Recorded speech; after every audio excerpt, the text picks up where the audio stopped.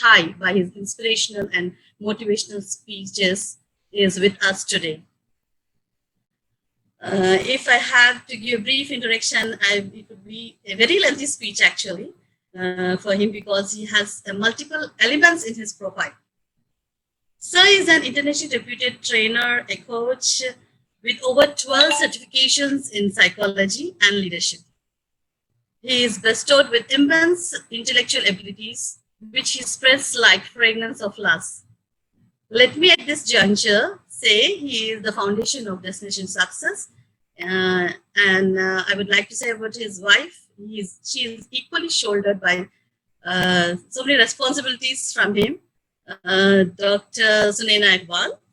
And Sir is the Vice President of Cooperative Training Sharjah Islamic Bank, and he's an electronic engineer. Then with his master's in MBA and PhD, and he expresses his purpose as mission inspire 1 million. Also, he's an executive coach and trainer, TEDx speaker, and best-selling author. Then he's a recipient of several prestigious international awards, including Hamdan Award.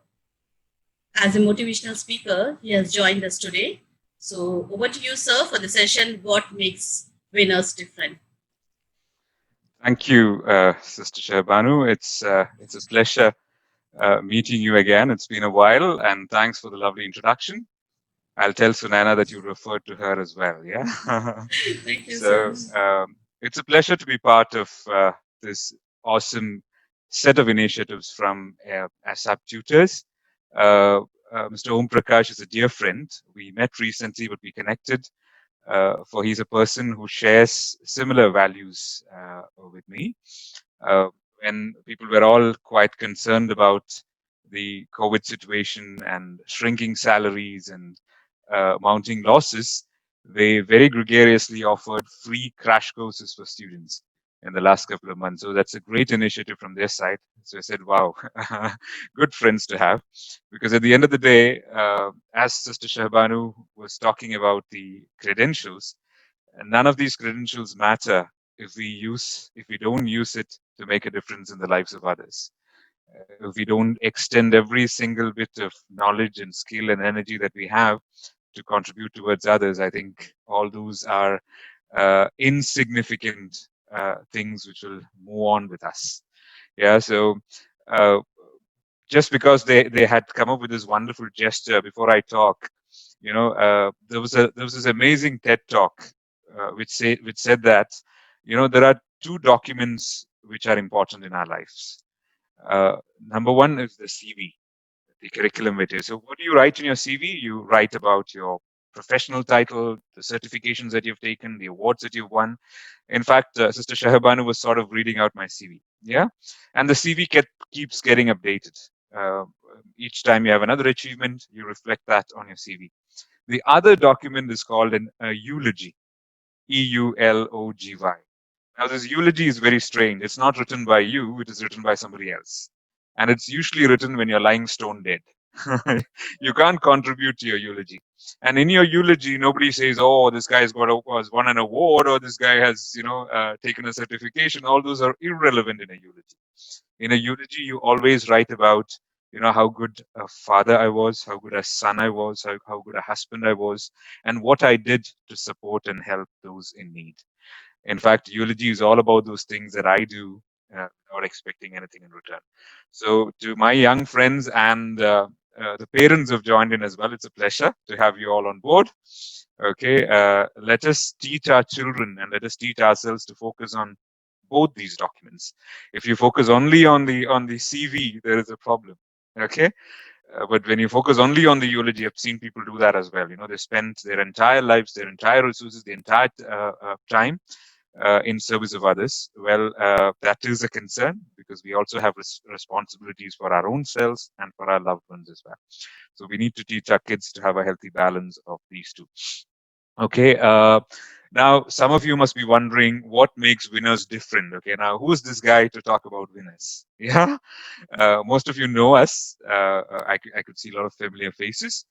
But then sisters and brothers, what I've been doing in the last 14, 15 years is trying to study winners, trying to study people who are doing really well across industries.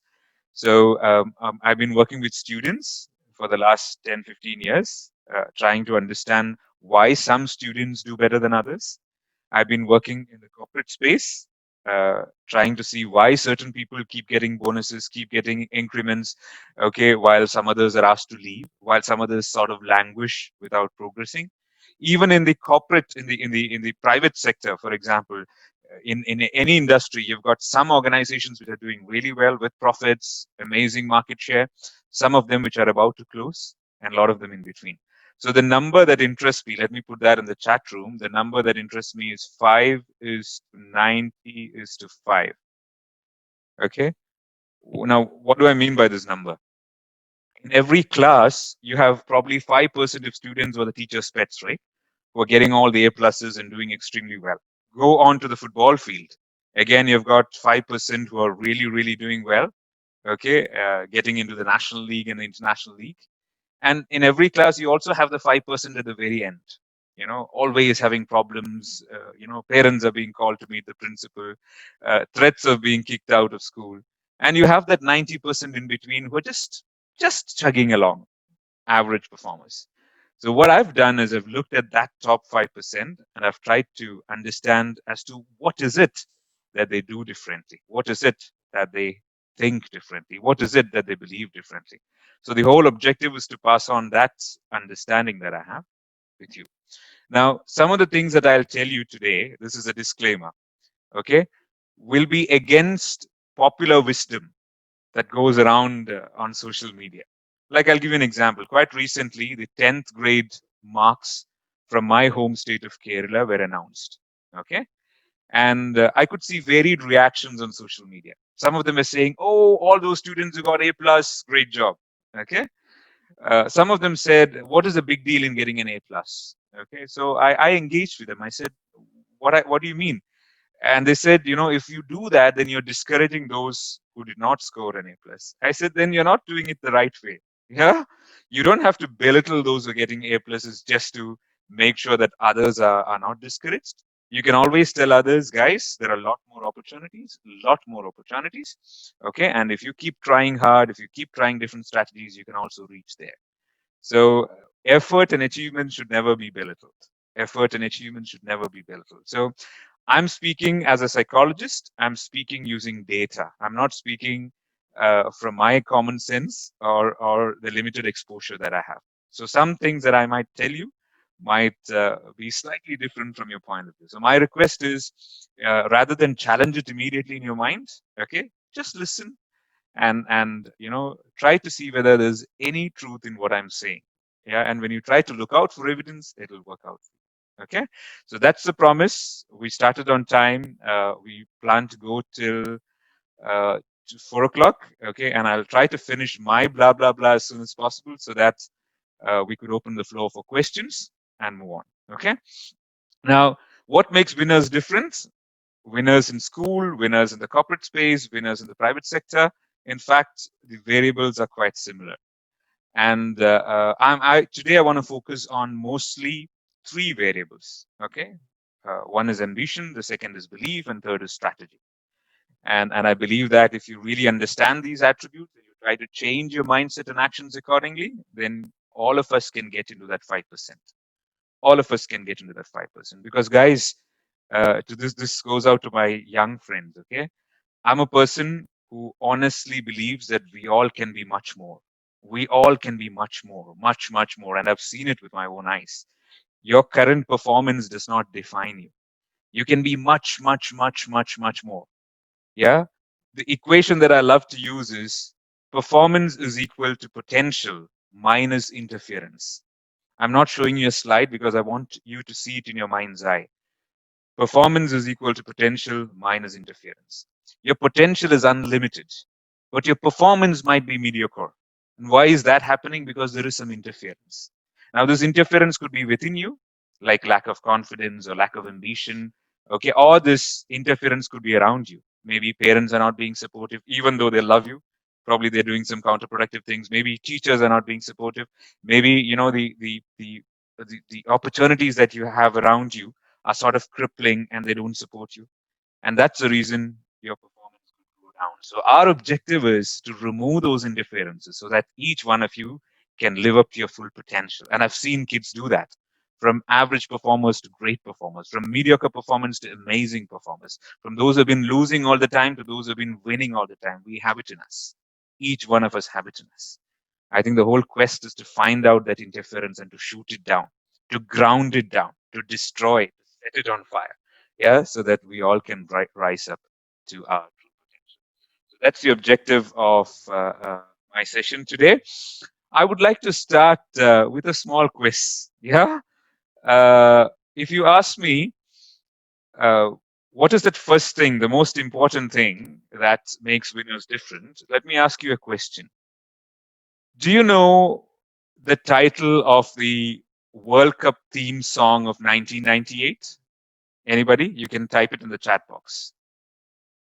The World Cup FIFA theme song of 1998. I'll give you one more clue. It was sung by Ricky Martin.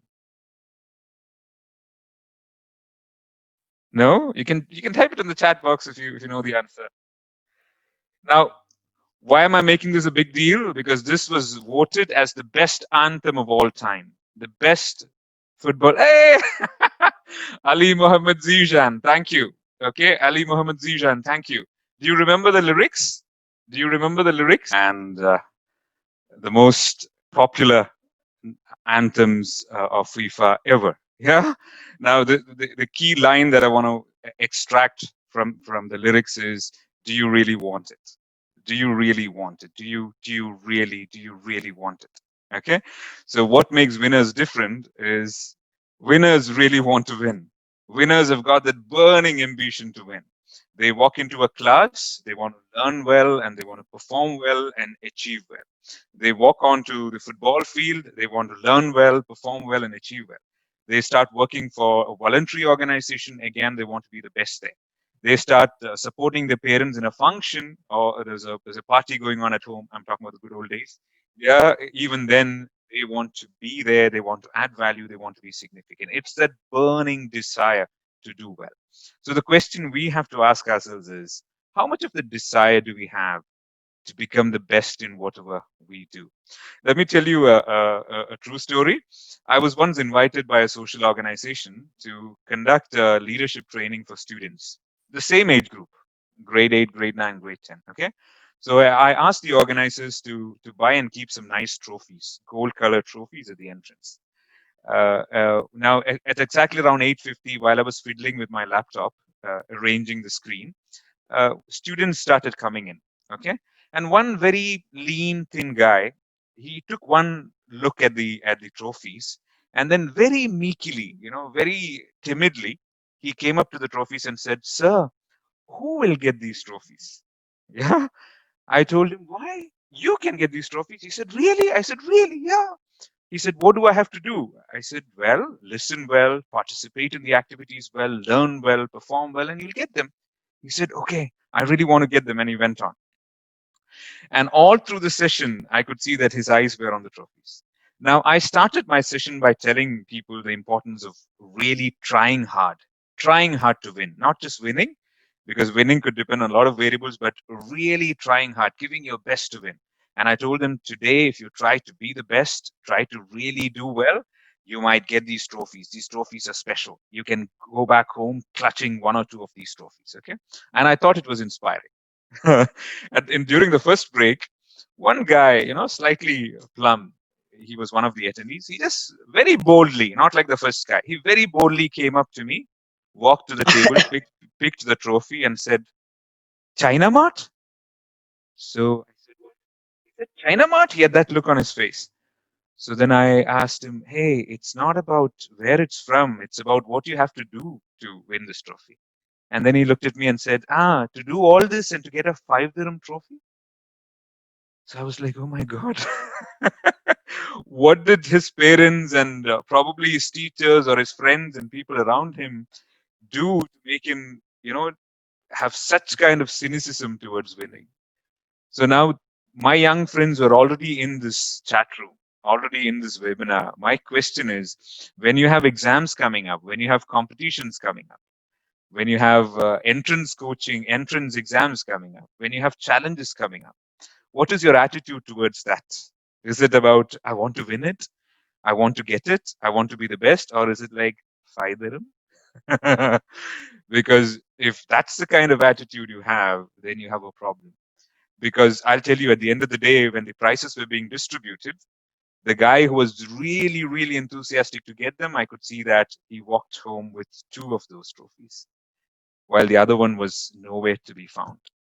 So this is exactly the concern that I have. You know, what kind of an ambition do you have within you? So this is the number one differentiator. Now, the founder of yoga, his name is Patanjali. Now, don't mistake him for the Patanjali that we have nowadays. We are talking about, you know, the real founder of the yoga. Now, he has an amazing quote, and that quote goes like this: when you're inspired by a great purpose, then faculties which are lying hidden within you, abilities which are lying hidden with you, wake up, and you will realize that you become a totally different person. And I've seen that happening, you know, because I get to interview a lot of people as part of my social work. So you meet youngsters who say, I want to have the largest chain of hospitals in the UAE. I want to have the largest business in the UAE, the kind of dreams that they have.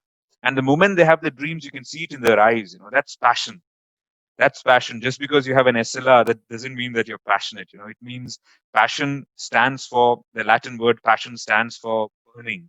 So if you really have a passion, then you're all out. You know, you don't sleep, you don't eat, you don't do anything else. All you do is just this because you want to win it. So the question I want to ask is, how much of an ambition do you really, really, really have? Now, I understand when it comes to academics, there are a lot of things that works against students, because we all know that if you want to become a great football player, you have to attend the camps, you have to put in 4 or 5 hours of practice every day, you have to wake up in the morning, maintain your stamina, do your exercise well, follow your coach. Similarly, you know, if you want to, let's say, become a great artist, you will have to really sacrifice yourself, learn, practice again. But when it comes to academics, some students have the belief that all this is nothing. All this is nothing. Okay. Why do we have to learn grammar? Why do we have to learn history? You know, this has got nothing to do with success in life. This has got nothing to do with success in life. And naturally, if that's the kind of belief that you have, you will not take effort, right? Because what's the whole point? It's all wasted effort. Yeah. Why do you have to wake up in the morning? Why do you have to listen in class? Why do you have to really strive hard? You know, at the end of the day, if it's not going to matter at all in life, I've got a comment here which says, for me, what matters most is I want to give my all to it. Thank you, Ms. Zab. That's the whole point. You know, results are not in your hand, and you shouldn't bother about results. What is in our hand is what we do with the time and resources available with us. And if we really try to do our best, there's a lovely poem by Rudyard Kipling. My dad had taught me this poem when I was probably, you know, 5 or 6 years old. It says, if you can fill the unforgiving minute with 60 seconds worth of distance run, the world will be yours and everything in it. And what is more, you'll be a man, my son. So don't bother about the results. The question is, are you doing everything in your full capacity to reach there? It's Rudyard Kipling, yeah, the famous English poet. Yes, Mr. Winster. So the question is, why do students have such an impression? It's probably because of what we find on social media, right? Bill Gates dropped out. Okay, Bill Gates dropped out from Harvard. For heaven's sake, yeah, not from a corner college. Okay, you have things like, you know, you don't have to be good at academics to succeed in life. Those are the kind of messages. So I got into a debate with a person recently. He said, see, I was not a topper, but see what I became. This guy is posting. So I called him up and said, who are you? Who are you, man? With all respect, you know, because when you keep it, it's like having, you know, working on the 5th floor of a building and working on the 10th floor. The view is very different. So when you really do well, get into great institutions and get into great offices, the life is entirely different. Life is entirely different. The places that you go, the amenities that you get, the impact that you make, it's different. So we should all be clear about, you know, the advantage. So what I want to do, guys, I want to open up a poll. I want to really understand what your experience, what your feeling is. Can you see the poll? Can you kindly answer the poll? You can click on the buttons, yeah?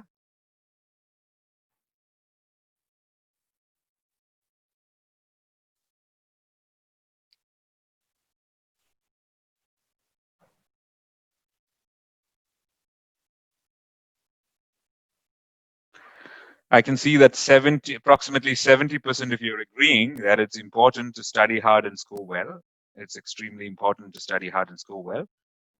While 33% of them are saying, Yeah, we have to study. thank you. 33% of them are saying that, 36% of them are saying that they disagree with the statement. I disagree with the statement, sir. That's fine. That's fine. There's a reason behind it, sir. May I know your name? It's Tony, actually. Okay, Tony, I'll just give me a second. I'll close this poll and I'll give you an opportunity. Yeah, Yeah, sure. just give me a second. Okay, so 63% agreeing and 37% disagreeing. Okay, now let me tell you, I don't want to share the results here. So 37 to 38% are disagreeing. They're saying it's not a big deal to study. Now, I don't want to give you my opinion. I don't want to give you my opinion. I want to give you what data says, because I'm a psychologist, I'm a scientist. I believe that my opinion, somebody else's opinion doesn't really matter. You'll have to really study. Take a huge segment, take a huge population, and then study them and give a informed opinion, because you have to be responsible. Yeah. Tony, could you make it quick? Because I was not planning to keep the floor open during the session, but now that you've prompted an interesting Sorry, sir, point, but I think it's not about marks, but all about determination. If you don't want to score some marks and want to have some determination to be something else in life, I think that's most important. Okay, I think it's not what without marks led Bill Gates and so on to everyone. Just because he had a determination in life to have a succeeded life. That's it, not marks. Okay, have you stated your point, Tony? Yes, sir. Okay, now my request is probably if we want to have a more detailed discussion, we can have it towards the end, but I really appreciate your point. I don't disagree fully with what Tony says. Tony says it is determination, okay, and it is not marks. Yeah, but what I want to do is I want to step back and first let me quote research, which was conducted for over 40 years. 40 years. Gautam, I fully agree with you. Don't focus on the outcome of any work. Visualize a positive outcome of your work and go forward. Yeah, wonderful. My only request is, guys, have an open mind, okay? Because sometimes there is something called motivated reasoning. When you have a particular point of view, say studying is not important, then what happens is your human mind tends to disregard any evidence that comes against it, because our mind suffers from what is called as dissonance. It's just like, I'll give you an example. Yeah, suppose you have a favorite politician. You have an amazing favorite politician. If somebody comes and tells you that this politician has accepted bribe, your first reaction will not be, oh, can I know more about it? Your first reaction is to reject it outright. Okay, because you believe that that politician is an amazing person, so you will not accept anything that counters your belief, and it's called an echo chamber. So my only request is, keep your mind open, all of you, and then entertain what I'm saying, see whether it works for you, and then come to a calculated opinion. I respect your opinions as well, but don't stick on to your point of view. Yeah, just be open. Yeah, and I promise to do that as well. Now, what does the data say? The data conducted for 40 years by Stanford University, they looked at valedictorians. Now, valedictorians, you know who a valedictorian is, right? A valedictorian is someone who gets the maximum score, the number one score in any batch that is passing out, okay, the topper. They looked at the lives of valedictorians and they found that 86% of valedictorians continue to move into the greatest universities, the best ranked universities, continue to get the best jobs, continue to get the best salaries and the best bonuses, and to do well in life. Okay, so there is definitely a correlation between studying well and doing really well in your career, and doing well in your life. So it goes beyond doubt. But this study also proved that very few of these valedictorians went on to become very successful business people. very innovative business people. Why? It's obvious to see, and the study lists the reasons as well. If you want to be extremely good in an academic setup, you need to follow the rules. You need to be very diligent in what you're doing. You have to be well within the box, okay? And you have to be very organized. Now, these 4 or 5 skills, in fact, stand against being an excellent entrepreneur. Because when you want to be an excellent entrepreneur, you have to break the rules, you have to be disruptive, instead of being a thorough person, you should be a person who's ready to question everything and change everything. To be great at academics, typically you shouldn't be questioning everything, you should be following. Yeah.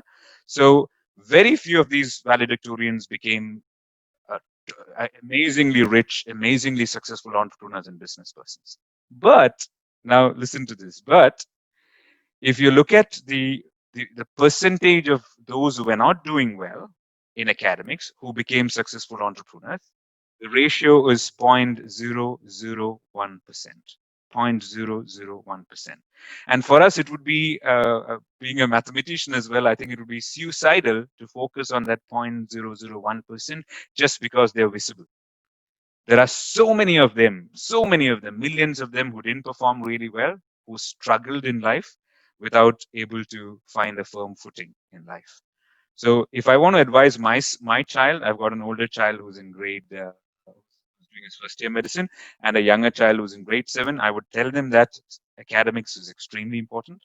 Academics is extremely important, and it gives you a great opportunity to succeed in life. And again, it's not my opinion. I'm relying on data conducted by reputed institutes across the population, with a huge population. But I would also give them extra training, extra exposure to creativity, to entrepreneurship, to risk taking, so that they get the best of both worlds. Okay. So is studying important? Yes. Looking at data, extremely important. Do I disagree with Tony? No, I don't disagree with Tony, because determination is important. At the end of the day, guys, get it from me. I've been a coach. Your marks at school, frankly, those marks, do they really matter in life? No, but what you become in the process matters. If you're in a race, you should run to win. That is determination. If you're in a race, you should run to win. Okay. So you need to make sure that you master all the skills required to get there. And to succeed in school also, it's extremely tough, because I always interview students who win the Hamdan Award and who are toppers. They're really putting in a lot of effort, especially in today's world of distractions. They're putting in a lot of effort to stay focused and to do it. So that is what makes you that important. Those kind of skills, you have a target and you go all out to achieve that target. Those skills are extremely useful, which could help you in later life. So let us, sort of swipe aside the point that there's no big deal in studying. So you should be able to quote research that says no, there is a big deal in studying, because 86% of those who did well did amazingly well in their careers. Right? And only 0.001% of those who didn't well became successful entrepreneurs. Yeah. And about Bill Gates dropping out, again, that is something that is debated. That is fine. Bill Gates dropped out because he had an amazing plan. He was faster than Harvard, not because he was not good at academics. So those of you who cannot even do their academics well, thinking that because Bill Gates dropped out, I'll be successful, that's not the correct correlation. Yeah, because if you think that the world outside is easy, you will be surprised, because the world out there is much, much, much more challenging than your school setup. So if you can't really, with all the resources that you have, teachers, parents, time, no other responsibilities, if you still cannot, try to put in reasonable effort, thinking that, I won't do it here, but I'll go outside into the big bad world and do that. I'll do that. Achal, you're right. Marks isn't everything. Passion is. But let me tell you what passion is, right? Just because you have an SLR, it doesn't mean that you're passionate. The word passion stands for burning. Now, what happens is, if you're passionate about photography, that means you're spending a lot of time learning photography. Okay, you've won awards. You are in touch with a lot of expert photographers. You eat, sleep, move, everything with photography. Because in the corporate world, people pay you not for your passion. People pay you if they can make money with you. If you say that I'm a great photographer and I can create photographs which you can sell for a lot of money, then organizations employ you. If I go and say, man, I'm passionate, so again, passion means determination and effort. Passion means determination and effort. If you have that, wonderful. But my question is, a lot of people say that, just because they don't want to learn, just because they don't want to take that extra effort, they say that we are not interested in academics, but we are passionate about something else. That shouldn't be the excuse. Yeah. Thank you. I think we've got more people in. Let me admit them. We have 100 was our capacity, and we are now moving to full capacity. To all those of you, to my young friends in this room, uh, who say, studying is not a big deal. Let me share with you my personal experience. My personal experience when I was studying at Manipal Institute of Technology, MIT Manipal. It's rated among the top 20 engineering colleges in India. My senior was Satya Nadella. You know who Satya Nadella is, right? The CEO of Microsoft. Yeah. No, we don't know. Satya Nadella is the CEO of Microsoft and also the CEO of Nokia. He was my senior at college. So you guys might be asking me, what were you doing? But I was not a good student. I was not a good student while I was doing my engineering. And this is the story that I want to tell you. Okay. Relate to the story. There are always three kinds of students. Type A are those nerdish students who are only focusing on academics. For them, it's all about marks. So they spend all the time learning. Well, they listen well in class. They go back home to the hostel. They keep learning. They spend all their holidays learning. Everything is about marks and learning. They don't spare time to learn valuable skills which will help them in life. Type B are those students who come to college or school for a paid holiday. They are there only to have fun. Only to have fun. Can I mute? Can I mute you all? Yeah. They're just there to have fun. They don't listen in class. Evenings are spent partying. They freak out. They go for trips. They get into problems with other students. They get into problems with teachers. They get into bad habits. Okay, and they're just freaking out, passing, failing, losing years. Barely scraping through. And then you have Type C. Type C are the smart guys. Type C are the ones who, when they are in class, they listen in class. And who realize that, you just need to spend 1 or 2 hours a day to be smart, to learn, to understand, okay, to acquire what it takes to be successful in academics. They do that. They shut themselves off from all distractions and they do that. And then after that, they enjoy. They go out, listen to music, have fun, go to the gym, get into volunteering, hang out with friends, and they absolutely enjoy. Now, this is the smart guy. Unfortunately, I was in Type B. I was like on a paid holiday when I was doing my engineering. And when it hurts the most, guys? What hurts the most is towards the end of the year. I remember the place even now when campus placements were announced, when these prestigious companies came in and started recruiting students. I found that students who couldn't, and they had group discussions, they had team games to assess people. Those who couldn't even speak 1/4 as good as I do, those who couldn't lead 1/10 as good as I do, getting placed in amazing organizations with salaries. We're talking about 1996, people getting placed with 60,000 dirhams, 60,000 rupees and 80,000 rupees. And we guys feeling so ashamed and bad because we really messed up with the time that we had. So as you get into college, please don't be Type B and don't be Type A as well. You need to really understand what you're there for, So try to become those Type C where number one academics, I'm there to learn, I'm there to acquire skills, I'm there to be employable, I want to get an amazing job and go there. And that whole thing takes just a few hours of your life, guys.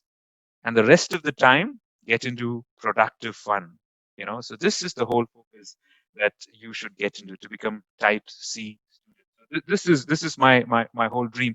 Now, what I want to do is, with your permission, I would like to share the screen because I want to spend some time on the Type C people.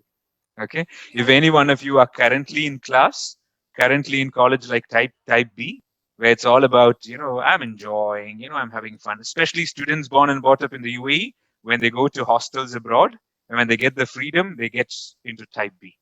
So this is purely for you. I want to spend some time for the Type B crowd in the room. I hope you guys can see the screen. Guys, as a psychologist, be with me, okay? I'm speaking to you as if I'm speaking to my own son. What gives you happiness? Because all of you say, I want to be happy, right? I want to be happy.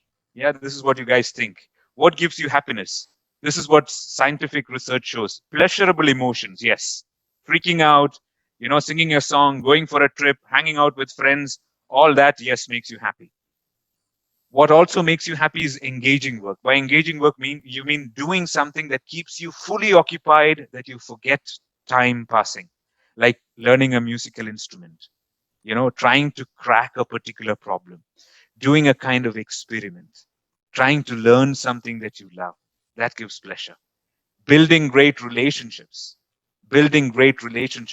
not just with the kind of freak out groups, but also with your parents, with your teachers, with mentors, with your seniors, gives you happiness.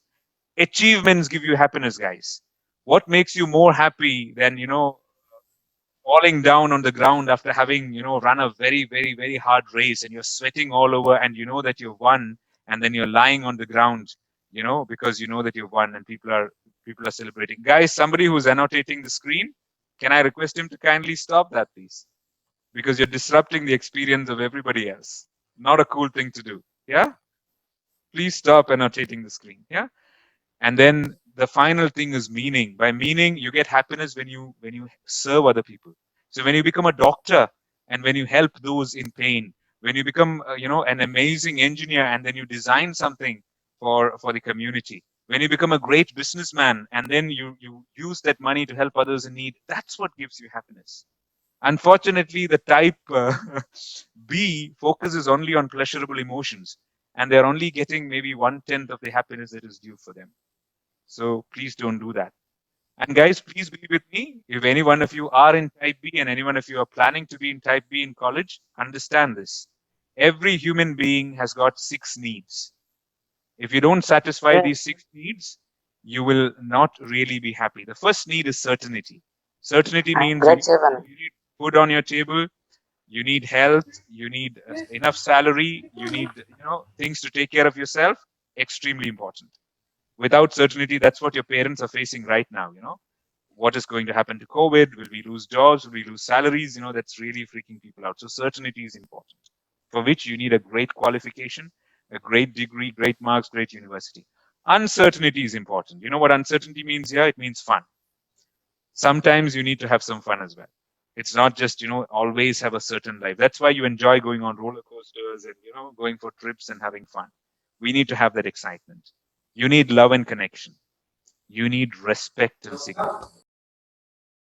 When you grow up, you are in a party with your family members, and somebody is asking you, what do you do? What do you do? That's a very painful question. You should be able to proudly say that I do this, I'm doing this, these are my credentials. Similarly, imagine that, your college is doing or your school is doing an alumni meet 5 years later, 10 years later, and you're called back to the campus. And you see that all those that you used to call as nerds and useless, they are the champions now. They are being called on stage. They are being honored. I got an opportunity to be called back to my the institute that I did my MBA from, PSG Institute of Management, and they honored me as a rising star 2 years back. And for me, that feeling was amazing. Now, this is the whole challenge.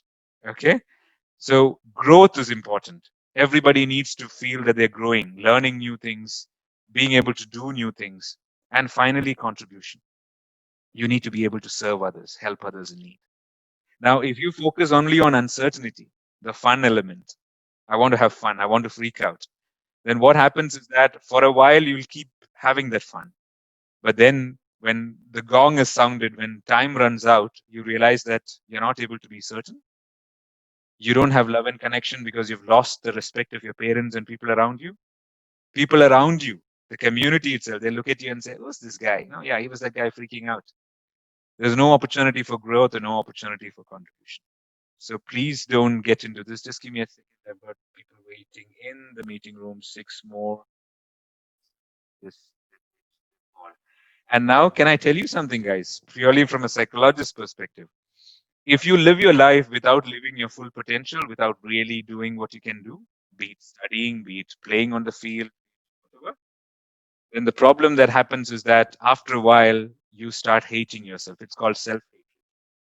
You really start hating yourself for not doing what you should have done. Yeah.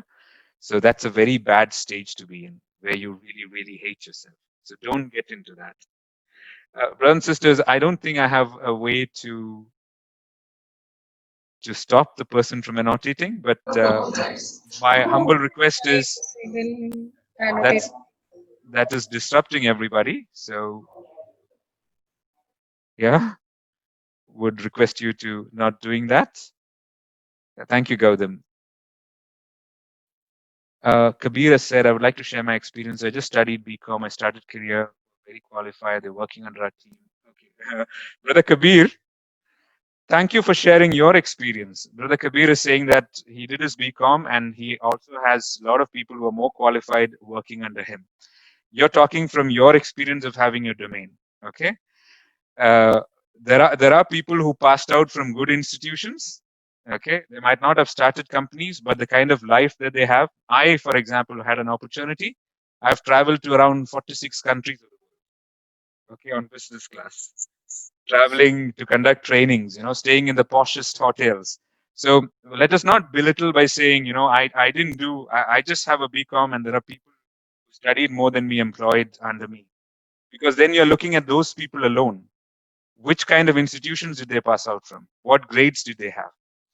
Yeah, so please don't, I think it's this kind of message when you talk about your own experience, it is fine. But when we generalize it, that becomes a problem. Because there are a lot of people who have passed out from IIMs, who have passed out from premium institutions who are, let's talk about Satya Nadella's salary or Sundar Pichai's salary. Yeah. That is running into millions. So let us not generalize with our experience. This is my request. When you want to give an opinion to youngsters, particularly, we have to be a little more responsible. You will have to look at what is happening around the world. Yeah. Anyway, so what I wanted to do is address those students who particularly wanted to be in that category B, where they want to freak out and think that it is okay to freak out as well. But now, can I tell you a big secret? Those students who freak out, who during study holidays, who go for trips, who don't listen in class, who think that it is okay, there's no need to study. Do you know what the real problem is? They will not admit this. They will not admit this, but the real problem is a lack of confidence. And that has been proven in multiple studies.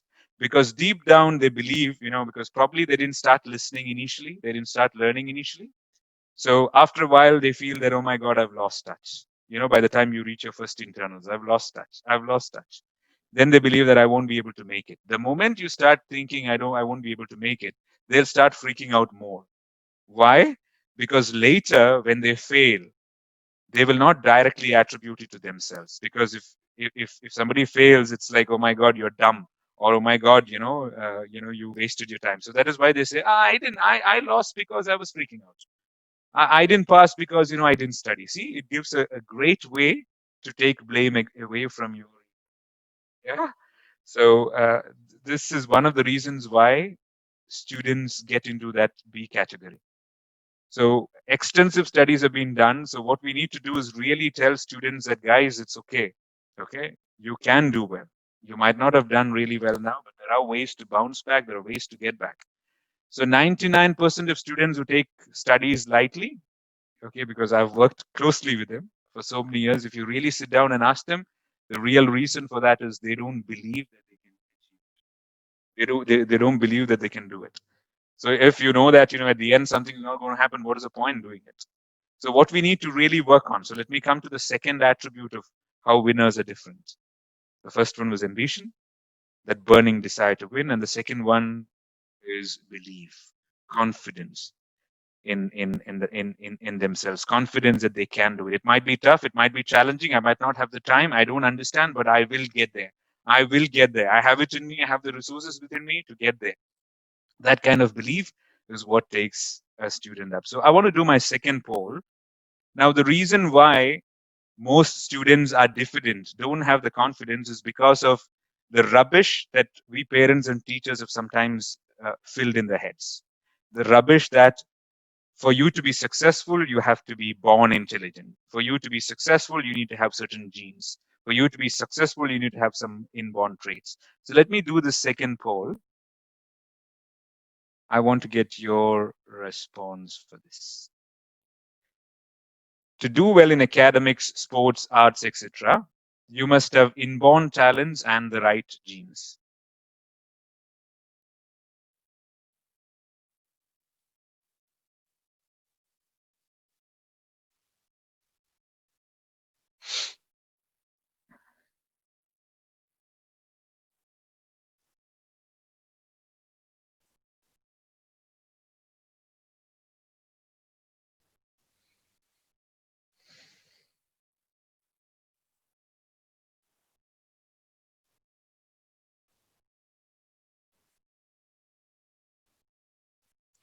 Wonderful. So around 11% of you are agreeing, and around 89% of you are disagreeing. So I would like to put my hands together for those who disagree. Okay, because neuroscience has now proved we are not living in the 60s or the 80s, where we thought that it's your inborn genes that make you. Yes, inborn genes certainly have play a part in certain things, like my height, the color of my eyes, the way my body is. Okay, all that, probably my muscle strength, all that is defined by my my genes, what I've inherited from my parents and grandparents. But my ability to learn, my ability to master something, my ability to perform doesn't have anything to do with my inborn talents or genes. God doesn't play favorites in that. How do we know that? We know that because of the ability of functional MRI. Using functional MRI, you can really see what's happening in your brain. And we have realized that the brain is something which is as elastic as clay. Till the time of maybe 70 or 80 years of old, 80 years old, you can mold the clay and you can learn to master something new. So if you're not good at math today, you can be good at math. All you need to do is you need to come up with a strategy. You need to come up with a strategy to learn. How do experts in math learn? Yeah. How do people who are very good at math learn? You need to find those ways. You need to keep trying those strategies. What works for you, what doesn't work for you, till you get results. But that requires a lot of motivation. And that's the reason we called it the growth mindset. So we parents should always be training our kids. We should not say, oh, that student is doing well because he's intelligent. You're not intelligent, so you need to try hard. We should refrain from saying things like this. What has been proven is that even with painting, guys, I was part of an experiment conducted by Carol Dweck's team, the psychologist who came up with the growth mindset, where they got people who couldn't draw at all, because usually painting, a lot of us think that painting is inherited, the skill to paint is inherited. Even painting, you can be taught the right strategy. How to hold the brush, what to focus on in a person when you're trying to draw, how much pressure that you apply, the angle that you do, and within 2 to 2.5 hours, you can train yourself to paint amazingly better. Okay, so the question people ask me is, can everybody be a Messi? No, everybody cannot be a Messi, because there are a lot of variables involved. The place Messi was born, the training that he got, he coached that he got. Okay, there are so many variables. But the question is, can you train yourself to be much, much, much, much, much, much better in football? Yes, you can. Yes, you can. It has been proven. If you can have the right strategy in place, you can do that. So what we need to tell these students is, guys, don't worry. Don't worry. Okay, if you have not been doing well, that doesn't mean that you don't have it in you. That doesn't mean that you don't have the skills to do well. It just means that you have not employed the right strategies. So adopt a growth mindset, and then tell people, if something doesn't work, you need to just say, I don't know it yet. Do I know how to speak Arabic? I don't know how to speak Arabic yet. Can I play extremely well in cricket? I don't know how to play extremely well in cricket yet. Am I good at math? I'm not good at math yet. But if I use this right strategy, which winners are following, and if I keep doing it, repeating it, doing it properly, one day I will be. So nothing stops you from reaching there. So when you inculcate that growth mindsets in our students, then they will not resort to freaking out just because they're not confident. They will learn that that is not a productive thing to do. I need to get into something productive to succeed in life. So this is the second thing that we need to do. And we parents, guys, please don't make the mistake of telling children. Please be with me. Yeah, when your child, for example, grade 2 or grade 3, when he comes with a certificate, I want something. Please don't tell him, oh, because you're my child, because my blood is running in you. Oh, you are smart. Oh, you are intelligent. Please don't use words like that. Okay, because that gives the impression that you are either intelligent or you're not intelligent. So that will stop them from taking effort later. You need to compliment them by saying great effort, great strategy, great effort, great strategy, great work. So next time when they fail, let's say they try something and they fail, they will not think, oh, I failed, so I'm not intelligent. They'll think, oh, I failed because my effort was not right, either not in the right direction or in the right speed or the right quantity. I need to try something different. So we need to inculcate growth mindset in our parents, in our students, also in our teachers. Yeah. Let me share the screen again. We are running out of time.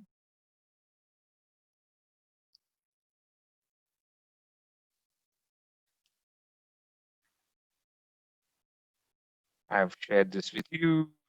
Mindset. Okay. So let me skip this one and go to learning strategies, because I was told by some of the parents who have registered for this webinar to talk about learning strategies as well. Guys, I've specialized in accelerated learning, which basically gives students smarter ways to learn. Okay, amazing smarter ways to learn. Guys, please, humble request, could you stop distracting the others? Could you stop annotating? Okay, I want to spend the next 15 or 20 minutes, and we'll open the floor for questions on learning strategies. Okay, guys, so please be with me. On a study conducted again by Stanford on top performers, it was found that top performers had something called metacognition. Okay, now what is metacognition? Metacognition is something, the real meaning is thinking about thinking. So they don't jump into studies, they don't jump into assignments blindly. Okay, so how could you model a top performing student? You could model a top performing student by following these 6 questions before any exam that you have. The first question that you need to ask is, what grade do you expect to get in this exam? What grade do you expect to get in this exam? Ask yourself and come up with the honest answer. Okay. Second question is, what grade should I get in this exam? What grade do you really want to get in this exam? Question number 3, on a scale of 1 to 10, how important is it for you to get this grade? And I hope and pray that, you would be saying 8 or you would be saying 9. Okay. That's what ambitious people do. Question number 4, on a scale of 1 to 10, how likely are you to get this grade? You want to get this grade, but how likely are you to get this grade? Question number 5, what are the most important areas that would come for the exam? Now, this is something that cannot come to you by default. You should have looked at past question papers, you should have spoken to your teachers, you should have spoken to your seniors, you should have gone to the internet, and you should have a clear idea on what are the most important areas. And question number 6, what is the right strategy to learn these areas? Should I go meet a coach? Should I do some online quizzes? Should I keep repeating the answers? Should I learn with a friend? So what they have found is, by modeling top performers, they found that top performers have metacognition, while those who are not performing well was blank. If you ask them 3 days before the exam, what grade are you getting? They're blank. So that is why Stanford University came up with this 6 questions on metacognition. The advice is every student should do this, maybe 2 to 3 weeks before an examination. With the practice that you've done till now, what grade do you expect to get? What grade should I really get? What are my parents expecting from me? What should I get based on my true potential, not based on my performance in the past, on my true potential? On a scale of 1 to 10, how important is it for you? How much do you really want it? This is passion. On a scale of 1 to 10, how likely are you to get that grade based on what you've done so far? And then what are the most important areas, and what is the right strategy to learn these areas? Okay, so top performers always have a strategy. Top performers think, if I'm practicing, I'm not calling myself a top performer, but just giving me an example. I'm a speaker, I'm a trainer. This is what I do day in and day out. But when somebody invites me to speak, I make sure that I sit and create a strategy, even if it's for 5 minutes. The speech could be for 5 minutes, but I sit and say, Who are the audience? What do they want to hear? What are the expectations? How can I make it funny? How can I make it interesting? Can I practice before the session? So you need to have metacognition. It's not that you're just waking up and jumping into a challenge. So I hope you'll find these 6 questions useful. Question number 5 and question number 6, you need to really do some research to get there. Now, guys, I'm going to share something which is very special to me because this is my own work and it has really worked with a lot of students, and I hope you will find it interesting and useful. Okay. This is a work on neurochemicals. What you need to know right now is inside your brain, you have something called neurotransmitters. There are chemicals that are inside your brain. And if you want to perform well, if you want to study well, if you want to do well, ideally you should have 3 neurotransmitters in your brain. One is called dopamine. Now, dopamine is a chemical that is secreted when you feel good. For example, when you're hearing a lovely story, when you're watching a good movie, when you're eating strawberry cheesecake, okay, when you're getting a gift, when you win something, you get that feeling in your brain, that feeling of, whoa, it's because the brain secretes dopamine. Noradrenaline is a chemical which is secreted when you face challenges.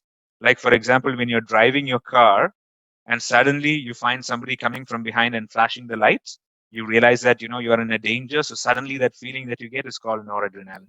While I'm speaking, I hope you can experience it. And at the same time, when you get noradrenaline, you get something called acetylcholine, which keeps you focused. You don't listen to anything else. You stop listening to the music. You only focus on the road. Yeah. Sometimes you get this when you have a fight with somebody. When you're getting into a fight, then you forget everything. You even forget the surrounding. Are people listening? You raise your voice. It's because of acetylcholine. Now, this is called the DNA of top performance. D for dopamine, N for noradrenaline, and A for acetylcholine. Now, how do you, if you have these 3 chemicals in your brain, this is amazingly good for learning. Amazingly good for learning. So it's like you applying sprays, 3 sprays on your body. So how can you get this DNA while learning? So these are the clues and the tips that I have for you. First thing that you need to do, guys, before you try to learn anything, the first thing that you try to do is do a pre-test. Okay, now you might ask me, what do you mean by pre-test? If you're trying to learn a chapter, you're learning it for the first time. Before learning it, go to the end of the chapter and go through the questions. Yeah, now this is amazing. Go through the questions. Of course, you will not know the answer. It's okay. But go through the questions and search your mind. Do you have the answer? Of course, you don't have the answer. But the moment you do that, you're creating hooks in your brain because the brain is remembering those questions now.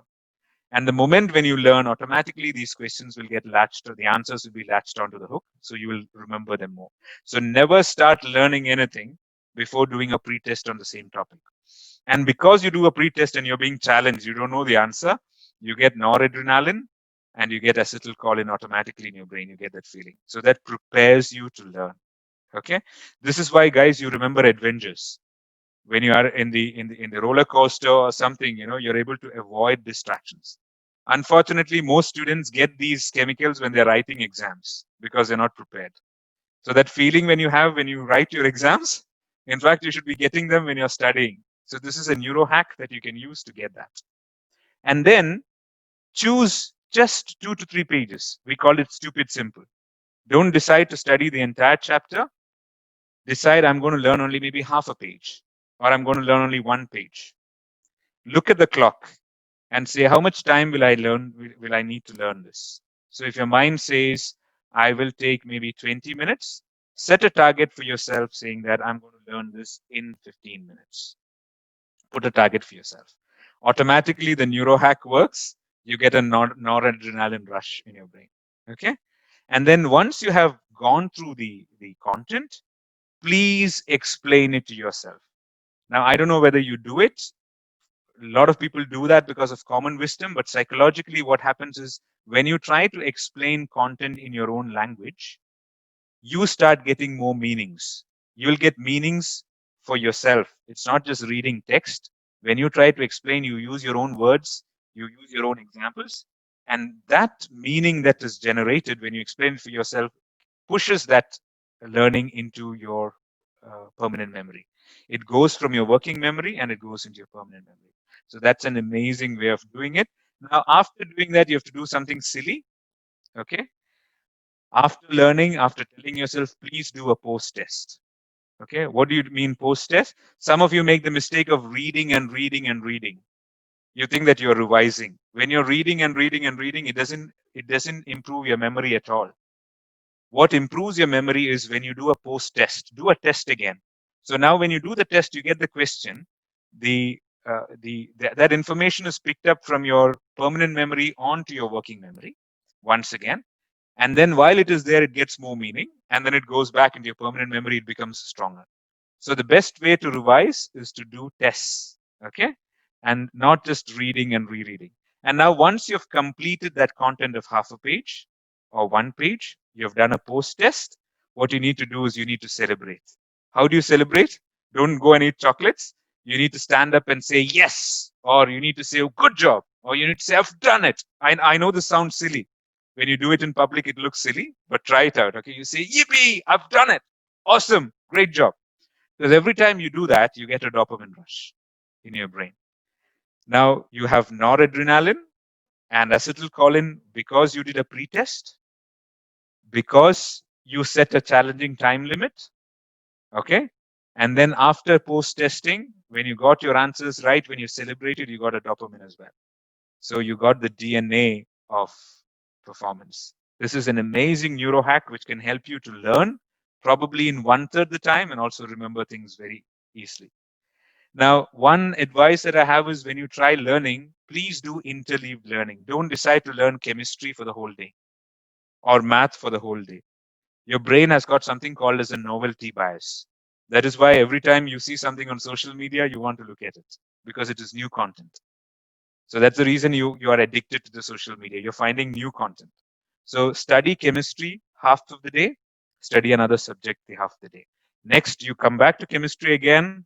Your content is being taken from your permanent memory to your working memory. It gets more meaning and it gets pushed back. It becomes stronger.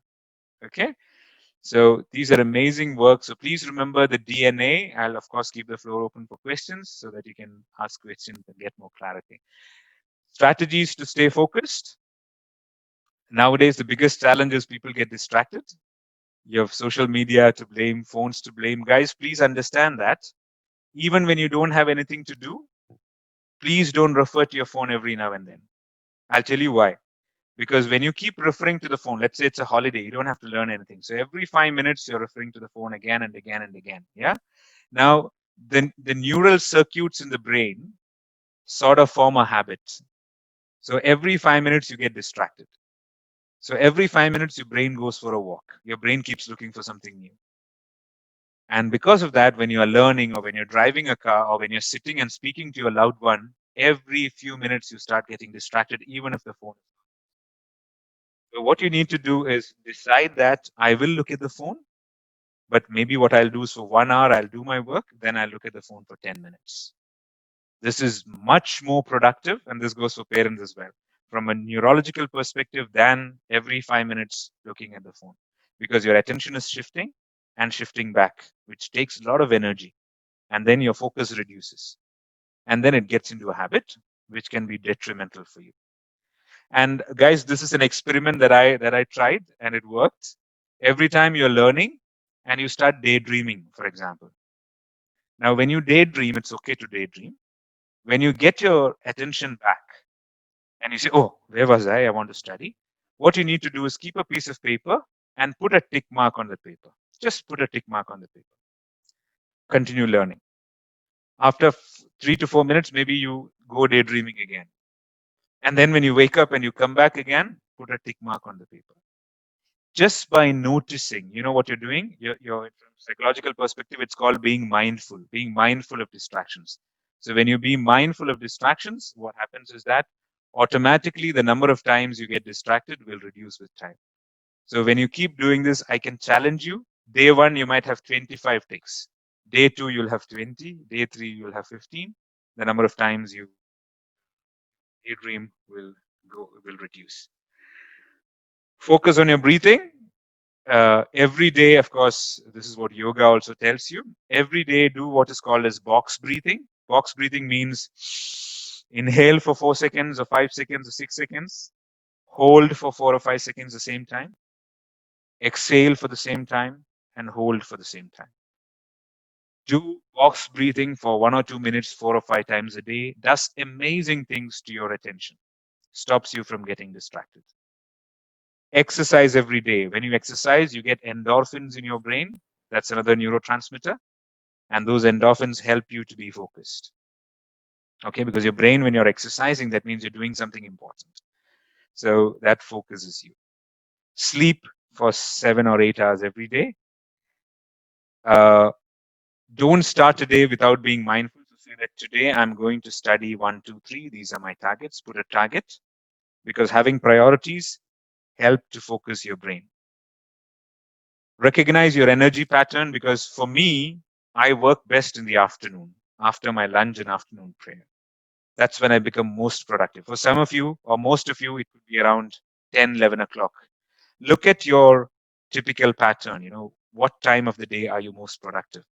And that time, schedule your most toughest subjects, most complicated subjects, and please don't take any breaks during that time, because make sure that you focus on your work. And then finally, I know you know about visual, auditory, kinesthetic. I don't want to spend time on that. Whatever you're learning, make sure you learn the visual way, because write down what you're learning using colored paper, colored markers, draw pictures about it. Speak loudly of what you're learning. Change the tone of the voice while you're learning, because that when you dramatize it, the brain remembers more. And kinesthetic means you need to move around. Okay, please move around while you're learning. Don't just sit. We call it whole bodied learning. You don't learn with your brain, you learn with your whole body. So when you move around, when you move around, you'll definitely Not breathing exercise, endorphins will be released. We need to listen. Somebody's giving a running commentary. Okay. I hope you guys, I can't see my screen, says Abhi.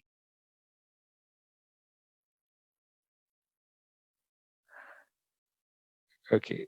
Now, wonderful. Now, I think I've come to the last slide. Guys, you youngsters have a lot of work to do. Don't think that, only your parents have to work. If you want to really improve yourself, you can use the screen recording of this slide. Okay. Or maybe you can take a picture. There is an amazing self-development journey for you. So this is like Mission Impossible. Okay. Your Tom Cruise. If you choose to accept this, what you need to do is you need to write these points down and rate yourself from 1 to 10. Don't show this to anybody. Rate yourself from 1 to 10 as to where you are. Your confidence level. 10 means you're like brimming with confidence. That's fine. 2 means you don't have confidence. Family relationships. Relationships with teachers, friends, fitness, food habits, grades, sports, hobbies, spirituality. Feeling happy. How do you really feel emotionally? Assertiveness is your ability to speak confidently, speak your truth without being scared. Fun that you have. Being self-driven. Are you somebody who is self-driven? You wake up on your own, you study on your own, you brush your teeth on your own, you pray on your own, or do you really want your parents to hover around you and tell you? Discipline means doing what you have to do even if you don't like it. Like exercising. I don't like exercising, but I have to do it. I'm 45. Yeah, so doing what you have to do even if you don't like it. Focus, your ability to stay focused without distractions. Stress, are you feeling stressed? 1 to 10. Volunteering, do you really volunteer and try to help others? And the achievements that you have. And in any of the areas where you are 5 and below, make a promise to really start working on that. Now, how to do that? Well, how to do that? Probably that's talk for another day. But the best way for you is to look at people who are succeeding in that space, speak to them, understand what they do differently. Because at the beginning of the talk, I said 5%, 90%, and 5%. The only difference that top 5% has is that they believe differently and they behave differently.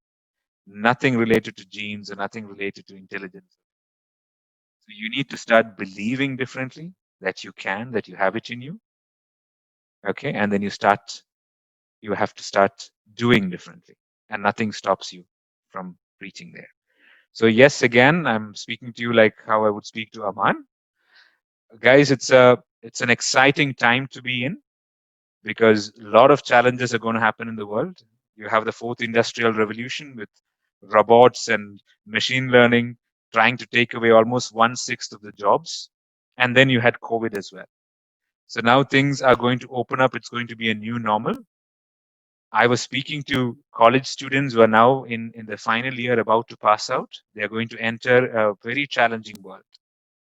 But trust me, guys, if you're ambitious, if I ask you, for example, your final year in college, which organization that you want to join, and you honestly tell me Google, you honestly tell me Apple, you honestly tell me, the top organizations in the world, from the bottom of your heart, that means you're ambitious.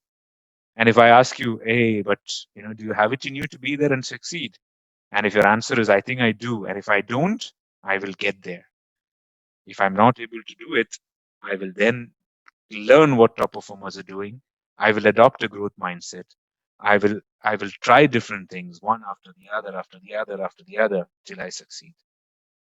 I might not be an expert yet. I might not be a champion yet. I might not be number one yet, but I'll get there. So that's it from me. Okay. I hope and pray that you found the session useful. The link is available on YouTube as well. It's been going on live. I've posted the link over there. I think I'll post it again. Now we've got another 15 to 20 minutes, I believe, for any questions that you may have. Please unmute yourself. If you I don't have a want to speak question. up, yeah, if you don't want to speak up, you can also type in the chat box. Yeah, Sir, I have a please. question. Please. Sir, my question is, lately I watched a video like, I have like two questions. The first one is, it's the time of COVID-19, many people have analyzed and said that there are like four methods for our economy to increase and like come back to normal. Many people Okay. say that it can be like a V-shaped like economic growth, like when the economy fell down, in the same speed it can grow back, and the second way is the W, and it's like falling back once, then growing again, and then falling back once more, and then we are going to be stable. And the third one is like the U one, like we are going to fall and we will take some time, but we'll gradually be back to normal. And then there is the L shaped one. So, since you are a person like the first one, Miss introduced yourself, and in that she told us about that you are a master's in MBA. What is your opinion in this? First of all, can I know which class are you in? Sir, grade 8. You're in grade 8 and you've been reading reports on economics, is it? Yes, sir. Wonderful. Yeah, now this is passion. Can I put my hands together for you? I don't think I'll find a grade 8 who could have explained, it's called scenario planning, what you said, what are the different scenarios of the economy bouncing back. So the whole point I want to say is this is passion. This is passion. If somebody is really ready to spend time on it, don't use passion as a crutch when you don't want to study. I've seen a lot of students, this is what I do most of the time, right? Just because, sorry guys for saying this, just because somebody has got red underwear, that doesn't make them a Superman. Yeah, forgive me for saying this, but I wanted to make it clear. So if you're passionate, you need to really, really be clear about it. Yeah. Now, let me answer your question. I'm not a economics major. I'm not an expert. I've not been reading as much as you do on this topic. Really impressive. But from my common sense, what I believe is that typically every economy follows a sine curve. Yeah. You had a recession in 2007, 2008. It bounced back up. And now again, we've come down because of COVID. So if you look at oil prices, if you look at job market, if you look at the share market, it always follows a cyclical pattern. It goes up and goes down. But the problem with COVID is there are a lot of uncertainties. So this world is called VUCA. I want you to read about VUCA. Okay, Okay, sir. VUCA. It's called VUCA. Okay, it stands for volatile, uncertain, complicated, and ambiguous. Now, in the VUCA world, you really do not know whether you'll have another wave of probably exposures soon. Yeah, what happens if there are more lockdowns? So in that case, we don't expect the sine wave to be very steady. We expect it goes up a little bit. For example, recruitments have increased, share markets have increased right now. But if we have another lockdown, it might fall down again. So we might have a lot of up, a little blips up and down, and it might take maybe another 1.5 years for the graph to go back up completely. Yeah. So I have answered your question. So I Achal, do have a second question. sure. Achal, So yeah, sure. Yeah. okay. So the second question is like I watched the video and in that also they mentioned like the type A students, the first of all they don't have the capability to go and speak and form extracurricular activities. And the thing they said about type B is that they are highly like very ambitious and they want to do anything and they will do everything what they can do. And like in the type C, they said that they're very smart and they can do stuff that the first two categories do, but they perform it in another type of way. So like and in the further of the video, they said that type C students are much more likely to pay like like control over the type A and B and like be the CEOs and something like that. So I don't understand that concept as well. No. See, at the end of the day, I talked about this two students, right? One who came in and said, "Sir, who gets this trophy?" And the other one who listened to it and said, 5 dirhams, China Mart. So first of all, it all depends on your ambition. What do you want to be when you grow up? What career do you want to take up? So first of all, I want to overtake Jeff Bezos and be like a business tycoon. That's Okay, my okay, biggest okay, goal. okay, okay. It's good to have a target. Yes, Amazon is a great company to benchmark. He's still the number one millionaire in the world. Yeah, and he started off with that model, and there were thousands of online companies, and the way he brought it up is amazing. Yeah, thanks to the service that they do. It's all about having ambition and having that belief, brother. Having that belief. So, to my young friend, uh, somebody has asked me a question again about type B people. The reason why they freak out, I was one of them. I can tell you from experience. I was one of them. I used to 2 days before the exam, I used to go out for movies and hang around. And the reason was that I knew that I didn't have enough time to learn, and I knew that I would fail. So when I fail, what would others say? Ah, he's a cool guy. He's failing because he didn't study. Because if I don't create that impression, people will say he failed because he's dumb. So it's purely because of lack of confidence. So even when we get upset with our children, your child is not studying, your child is not putting effort, never make the mistake of telling you dolt, you fool, you are good for nothing. Because that's reinforcing. And guys, can I tell you something even more scary? Even more scary. We see that in the corporate world. As a child, if you grow up with the feeling that, I'm not good at performing, I'm late for work, I don't perform very well, your brain sort of freezes that feeling. Okay. Now, when your brain freezes that feeling, it is very tough for you to behave otherwise because you always behave like your beliefs. So B and B, behave like your beliefs. So if you have that belief that, I can never be good, I make mistakes, I mess up, I can never be a top performer. The problem is when you start working, this belief will limit you. The brain is a weird thing. You will think that, oh no, when you start working, the guy will try to do opposite and become more successful. No, this belief will stop him from doing well. So he will continue to come late. He'll continue to make mistakes, and he becomes, a sort of failure at work as well. So it is very important for us to really understand the psychology of our kids.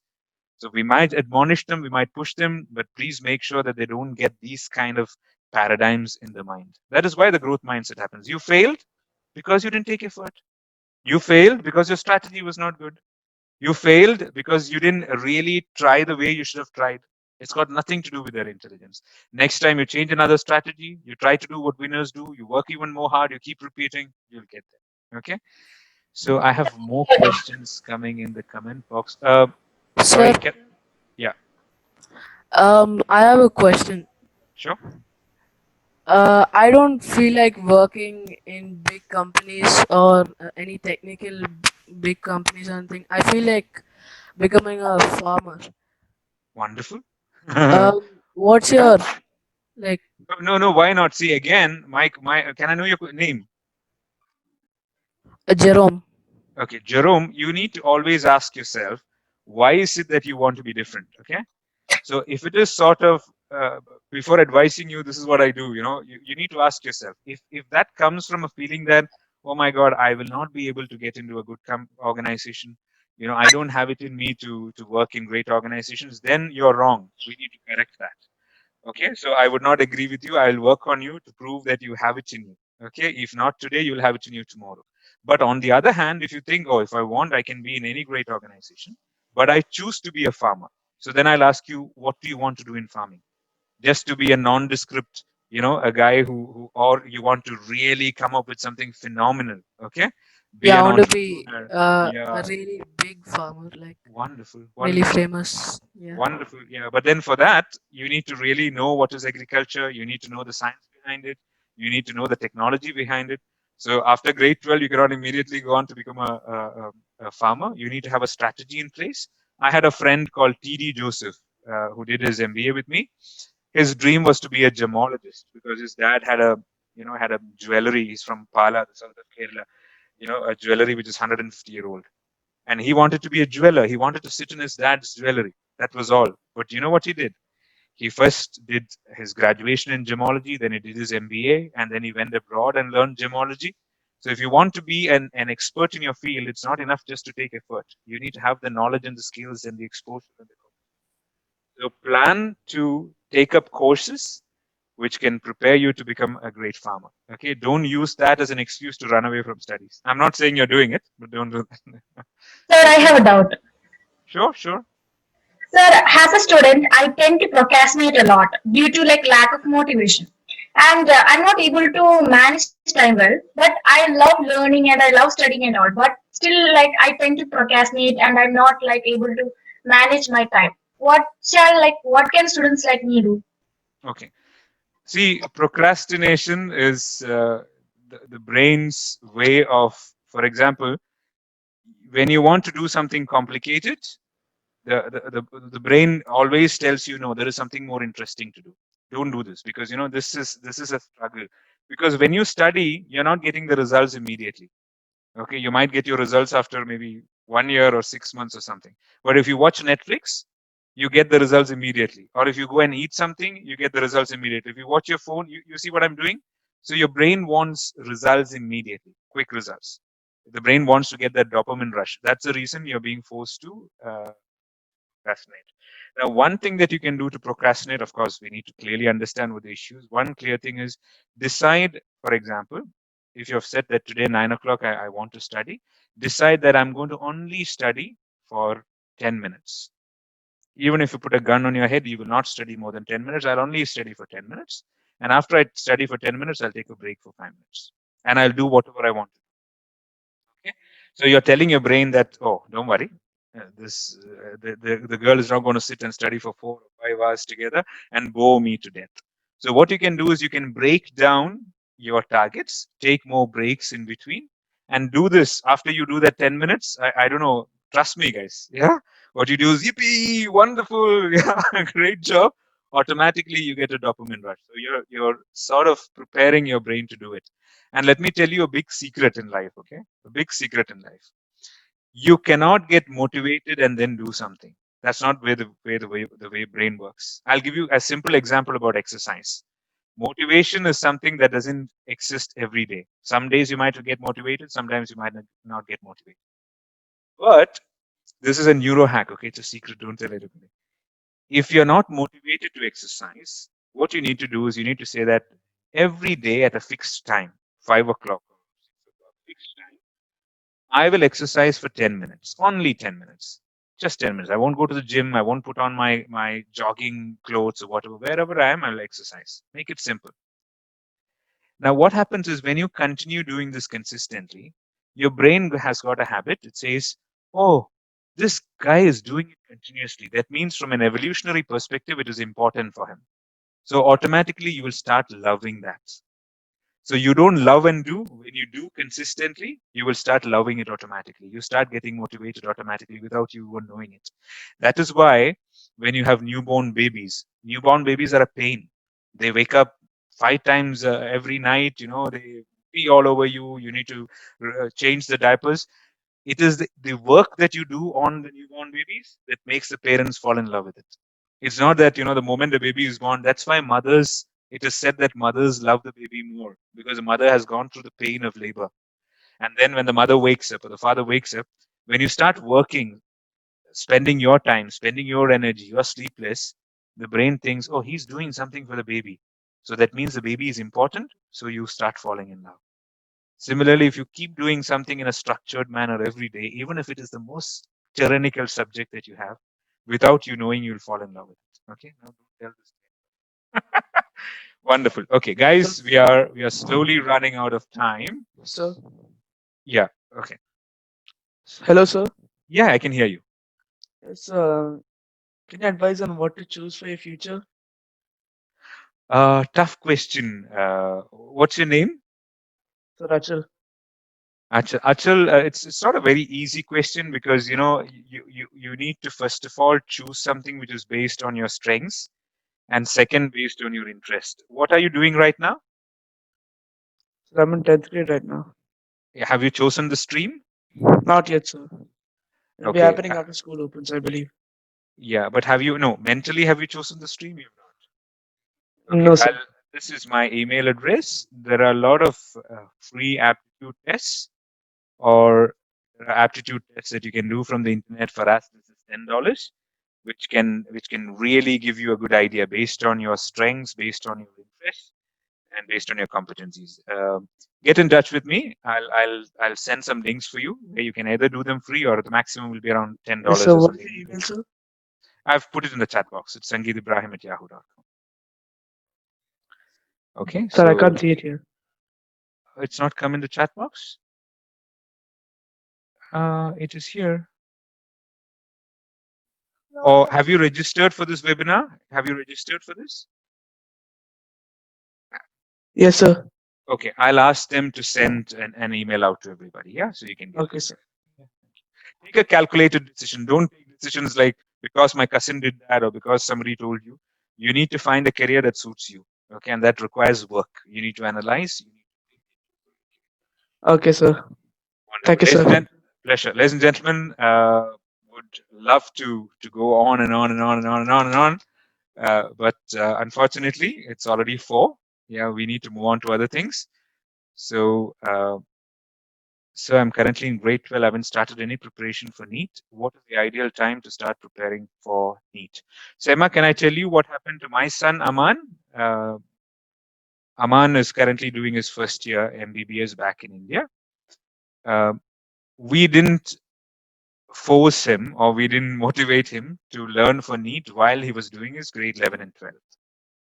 Okay, because we thought that would be too much for him because we wanted him to do well in his grade 11 and 12, and he did as well. He got excellent grades. Now, studying for NEETs would have slightly, taken a focus away for him because he was not really able to take so many things together. So it depends on how well you are equipped to learn both together. But the problem is he attempted his NEET for the first time and he qualified, but he didn't get very high marks. So then, sometimes we would have had to spend another year. So if you can handle it, the best thing would be to start preparing for NEET early. You could start preparing for NEET as early as possible so that when you attempt it for the first time itself, you get good marks.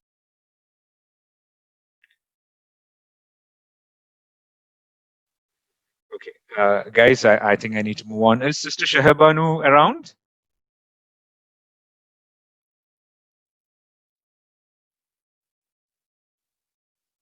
Is Sister Shahabanu around? She is with us? Yes, sir. Yes, I am here. Okay, Sister, I'm done. Once again, I would like to thank Mr. Om Prakash for this amazing opportunity. And I hope and pray that the time spent here was useful and students benefited from it.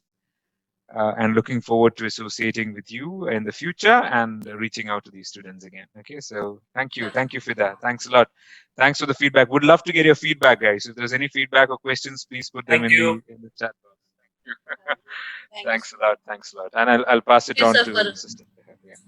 Thank you, sir, for all the inspiring words. And it was really a wonderful session. Inshallah, Yes, sir. in future also we'll have some sessions arranged. And thank you, ASAP, for arranging such a platform for the students to discuss their problems, and such a wonderful person, Dr. Sangeet Ibrahim, where we could they could openly say their problems, and he's there to help them later also after the session. So really great, sir. You're great.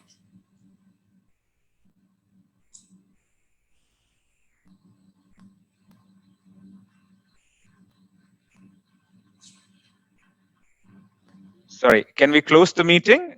That's done, right? Yes, sir. Okay, Yeah, wonderful. yeah. It's done. Thank you. Thank you, one and all, for joining. Thanks lots. God bless, guys. Do well, okay? And in case you feel diffident, I don't know it, always add the word yet. I don't know it yet. I don't know it yet. Yeah, because you always can do it. Thank you, guys. Thanks a lot for the feedback. God bless you all. Yeah.